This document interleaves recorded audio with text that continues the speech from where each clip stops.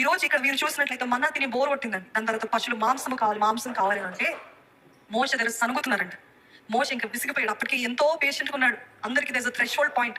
కొద్ది వరకు సహిస్తారు ఇంకా విసిగిస్తే ఇంకా మొత్తం బర్స్ట్ అవుట్ అయిపోతారు, అంతే కదా. అదే రీతి మోషే కూడా సహించాడు, ఓర్చుకున్నాడు, వారి విషయమై విజ్ఞాపన చేస్తున్నాడు. కానీ ఈ సమయంలోకి వచ్చేసరికి దేవా ఇంకా నా వల్ల అవ్వదయ్యా, నేను కన్నానా వీరిని, నేను పెంచానా, నేను వీరిని పాలిచ్చానా, నేను వారి తండ్రిగా వీరు నన్ను భావిస్తున్నారేంటి, అన్నిటికీ నా పైన సనుగుతున్నారేంటి, అన్నిటికీ నా పైన తిరగబడుతున్నారేంటి ఏసయ్యా, ఏంటి తండ్రి యెహోవా అని ఏం చెప్తున్నాడు తెలుసా? నన్ను చంపేయి. ఏమంటున్నాడండి? నన్ను చంపే. మోషే ఒక్కడే కాదండి చంపే అన్నమాట. ఎవరన్నారు? ఇంకా ఏలియా అన్నాడు తెలుసా? ఏలియా, మోషే, దావీదు, యోబు, గొప్ప గొప్ప వీరులందరూ చెప్పిన మాట వన్ కామన్ టర్మ్ ఏంటిది? నన్ను చంపే. యథార్థంగా చెప్పండి, ఇక్కడ ఉన్న వారు ఎన్నిసార్లు దేవుని సన్నిధిలో దేవా నన్ను చంపే అని అడిగారు? చేతులెత్తి చూపించండి. అంటే ఏంటంత శ్రమ, ఏంటంత బాధ వచ్చింది? మనుషులకి అది అల్పంగా కనపడచ్చు, కానీ మీరు మోస్తున్న భారం మీకే తెలుసు కదండి. ఏ మనుషుడికి అర్థం కాదు. ఈ మోషే కూడా అలసిపోయిన పరిస్థితుల్లో నన్ను చంపే. I always asking God to kill you. నాకు వద్దయ్యా, నాకు జీవితం వద్దయ్యా, ఇంకా చాలే, నా వల్ల అవ్వదయ్యా, నన్ను చంపే అయ్యా, నన్ను చంపే నన్ను తీసుకెళ్ళిపో అనే మాటలు వస్తున్నాయా? అంతగా శోధిస్తాడండి అపవాది. ఎంతగా తెలుసా?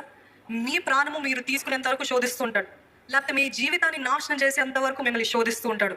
కావాలని మీ చుట్టూ మనుషుల్ని ప్రేరేపిస్తూ మీరు చేయని తప్పుల్ని కూడా నువ్వు చేసావు అనే మాటల నిందలు పడుతున్నప్పుడు మీకు ఎలా కనిపిస్తుంది?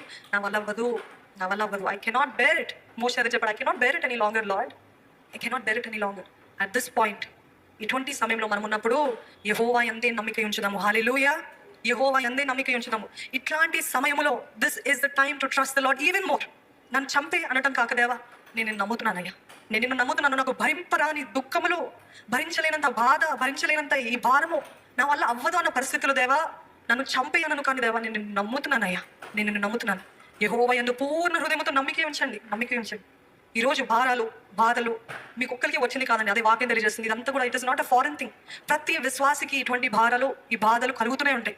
ఈ శోధనలో గుండెంత బరువైన పరిస్థితుల్లో దేవుడు ఒకే ఒక మాట ఏమంటున్నాడు తెలుసా అండి? నీ పూర్ణ హృదయముతో నన్ను నమ్ము. ఏది మీరు చెప్తారా? నా పూర్ణ హృదయముతో నేను నమ్ముతానయ్యా. చెప్పండి, నా పూర్ణ హృదయముతో నేను నిన్ను నమ్ముతున్నానయ్యా. నన్ను సిగ్గుపడనివ్వకు దేవా, నా పూర్ణ హృదయముతో నేను నమ్ముతున్నాను. ఈరోజు చంపే అనే మాటని మన వొకాబులరీ నుండి తీసివేద్దామండి. నన్ను చంపే, నన్ను తీసుకున్న వల్ల అవ్వదు, నాకు ఈ జీవితం వద్దు. No, that is what the enemy tries to tell you all the time. నీ జీవితానికి ఉద్దేశం లేదు, నీ జీవితానికి ఒక పర్పస్ లేదు, నువ్వు పనికిరాని వాడవు, నువ్వు పనికిరాని దానవు అని పదే చెప్తూ ఉంటాడు. అది మీరు చేసేంతవరకు మిమ్మల్ని వదిలిపెట్టాడు. అపవాది నోరు మూసుకో, నేను నా యెహోవా యందు నమ్మిక ఉంచుతాను. హల్లెలూయా. కీర్తనలు 56:3, నాకు భయము సంభవించు దినమున నిన్నే ఆశ్రయిస్తున్నానయ్యా.